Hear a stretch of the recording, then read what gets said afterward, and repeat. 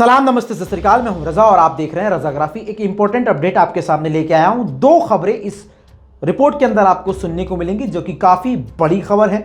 आपको बता दूं कि चीन को तो छोड़िए, नेपाल फिर से भारत को आग दिखा रहा है।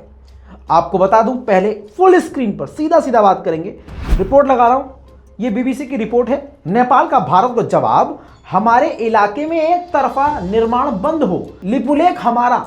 जी हां, आपको बता दूं कि बॉर्डर के मामले में नेपाल के साथ भी भारत का चल रहा है मामला, लेकिन ये पहले नहीं था।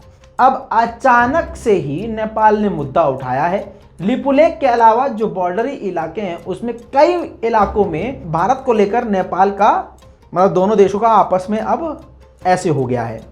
दोस्तों, मजे की बात यह है, हिंदू राष्ट्र है नेपाल और उसको भारत रास नहीं आ रहा है और भारत नेपाल को रास नहीं आ रहा, मतलब दोनों एक दूसरे के सामने सामने ऐसे हो गए हैं। रिपोर्ट देखिए दोस्तों। देखिए, नेपाल सरकार ने कहा है कि भारत के साथ उसके सीमा विवादों का समाधान ऐतिहासिक तथ्यों और परिणामों के आधार पर होना चाहिए, जिसमें लिपुलेख, लिम्पियाधुरा और काला पानी का विवाद शामिल है।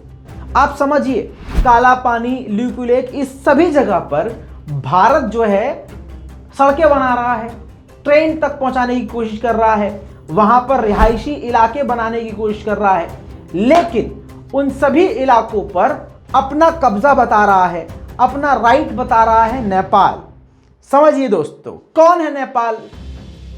हालांकि किसी को साइज से नहीं तौलना चाहिए, लेकिन ये देखिए, कल तक हिंदू राष्ट्र अभी भी गाते हैं ना भारत में। मैं वही कह रहा हूं, जब कोई मुस्लिम कंट्री दूसरी मुस्लिम कंट्री से लड़ती है तो गू खाने वाले आ जाते हैं और कहते हैं कि देखो, ये मुसलमान खामोश नहीं है, ये आपस में ही लड़ते रहते हैं। यहां क्या चल रहा है भाई साहब? वो तो हिंदू राष्ट्र है, तुम अनभक्तों को तो गू खाना चाहिए उनका भी जाके। लेकिन दोस्तों, नेपालियों ने भी अब भारत के खिलाफ मोर्चा खुला हुआ है, जुबानी जंग जारी है। इतना ही नहीं दोस्तों, भारत ने भी तगड़ा जवाब दिया है।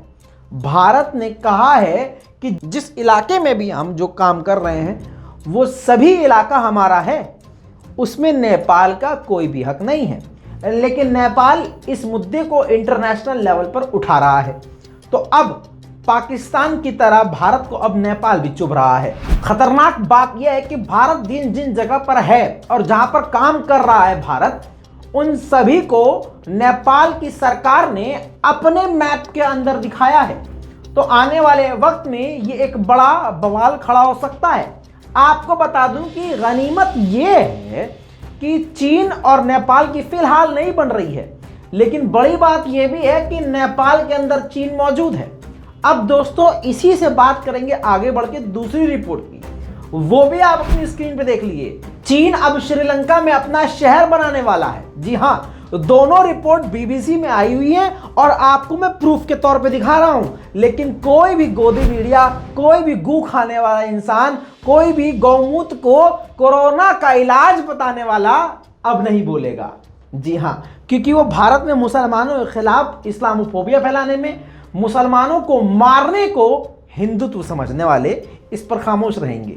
चीन श्रीलंका में एक नई सिटी बना रहा है, जिसके बाद श्रीलंका पूरी दुनिया में अलग पहचान से जाना जाएगा। जी हां, श्रीलंका की राजधानी कोलंबो में चीन पोर्ट सिटी बना रहा है, जहां पर 80,000 लोग रह सकेंगे।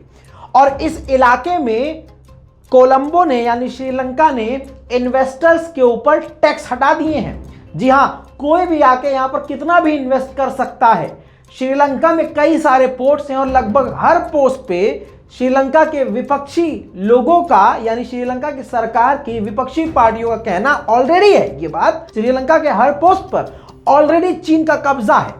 हर पोर्ट लीज पर दिया जा चुका है और अगर ये पोर्ट सिटी बन जाता है और यहां पर अगर विदेशी कंपनियों को टैक्स फ्री इन्वेस्टमेंट करने का ऑप्शन दिया जाता है, तो ये पोर्ट एक तरह से ऑलरेडी चीन के हाथ में चला जाएगा और यहां पर बसने वालों की संख्या और जो बिजनेसमैन होंगे वो भी चीन के ही लोग होंगे। तो एक तरह से चीन का पूरा शहर श्रीलंका में बस जाएगा। चीन के बड़े बड़े इंजीनियर और बड़ी बड़ी कंपनियां इसको शुरू कर चुकी हैं। वहां पर जो समुद्री इलाका है वहां पर रेत लाया जाना शुरू किया जा चुका है और जमीन बनाना शुरू कर दी गई है। ये जो पोर्ट बना रहा है चीन श्रीलंका में, इसकी तुलना हांगकांग, दुबई और मोनाको, इन तीनों से इसकी तुलना की जाएगी। समझिए दोस्तों, चीन का प्लान बहुत बड़ा है लेकिन श्रीलंका मजबूर है। अब आप समझ लीजिए कि भारत को चारों तरफ से चीन ने घेरा हुआ है और हर जगह मजबूती से अपने पैर जमाए हुए हैं। ज्यादा नहीं बताऊंगा, आप जाके रिपोर्ट पढ़ सकते हैं, यही सच्चाई है। लेकिन इसी चीन की सरकार के साथ मोदी सरकार $100 बिलियन से भी ज्यादा बिजनेस कुछ ही सालों में कर चुकी है, जिसके ऐप और टिकटॉक ऐप और कुछ ऐप बैन करने के बाद ऐसे ऐसे तालियां बजा रहे थे अंधभक्त। मोदी जी का मास्टर स्ट्रोक इस पर खामोश है। इस पूरी रिपोर्ट पर अपनी राय दीजिएगा, नीचे कमेंट लिखिएगा, रिपोर्ट को शेयर कीजिएगा। मैं हूं रजा और आप देख रहे हैं रजाग्राफी। जय हिंद।